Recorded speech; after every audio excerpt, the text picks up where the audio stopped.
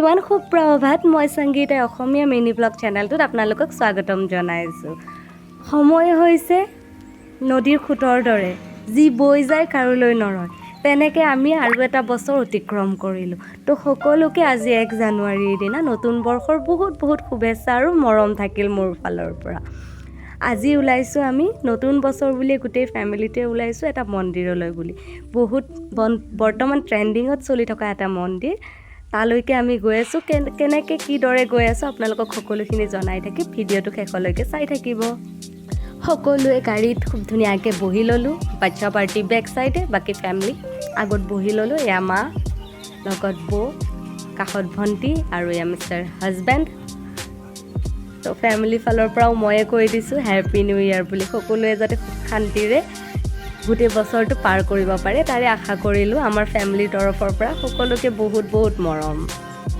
নতুন বছৰ বুলি গোটেই ফেমিলিটোৱে মহাদেৱৰ আশীৰ্বাদ ল'ম বুলি ওলাইছোঁ এটা মন্দিৰলৈ। ট্ৰেণ্ডিং বুলি কিয় কৈছোঁ, কাৰণ এইকেইদিন বহুতে সকলোৱে বেছিভাগ মানুহে তাতে গৈ থকাৰ ফটোবিলাক বা ভিডিঅ'জবিলাক আমি পাই আছোঁ। ভাবিলোঁ নতুন বৰ্ষৰ প্ৰথম দিনটোত আমিও তাৰ পৰা এপাক আহোঁগৈ।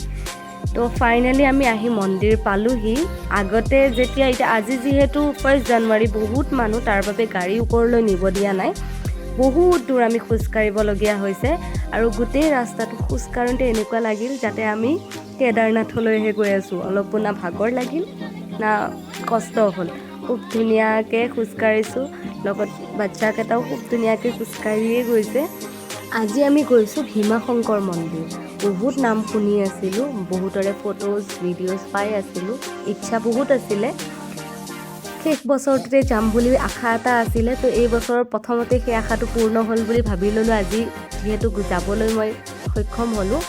লাইন দেখিছে গোটেই, মোৰ বেক চাইডটো চাই লওক, গোটেই এয়া বহুত দূৰৰ পৰা একদম মন্দিৰৰ ভিতৰলৈকে লাইন। আমি লাইনত নধৰি, যিহেতু বাচ্চা লৈ আহিছোঁ ন, বেছি সময় লাইনত থাকিলে এই লাইন আপোনাৰ সন্ধিয়া হৈ যাবগৈ।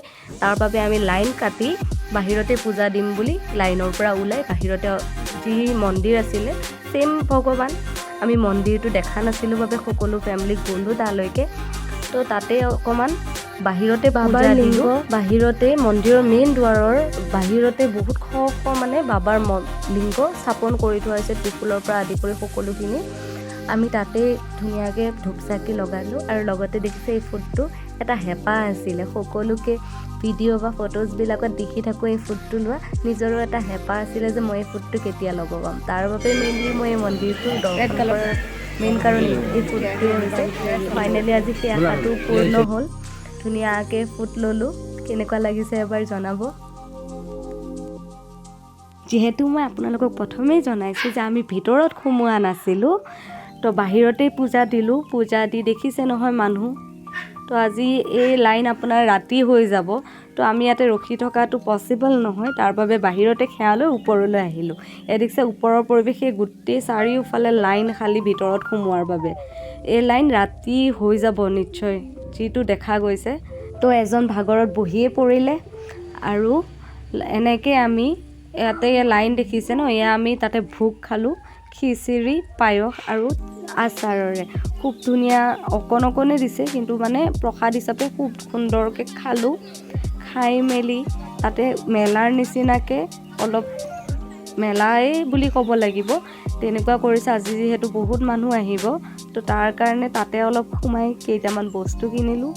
বস্তু কিনি ঘৰলৈ বুলি ওলালোঁ। টাইমো বহুত হৈ গৈছে, তো আমি ঘৰলৈ বুলি ওলালোঁ। আৰু লগতে জনাব বিচাৰিছোঁ, যিহেতু ভীমাশংকৰ মন্দিৰ আহিলোঁ, আজি ভিতৰখন দৰ্শন কৰিব নোৱাৰিলোঁ, বেলেগ এদিন আহি আকৌ দৰ্শন কৰি যাম বুলি এটা আশা মনতে পালি লৈ গ'লোঁ। আজিৰ ভিডিঅ'টো ইমানতে সমাপ্ত কৰিছোঁ।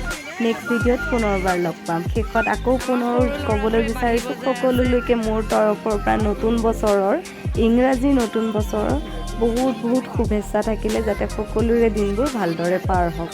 আজিলৈ বাই বাই।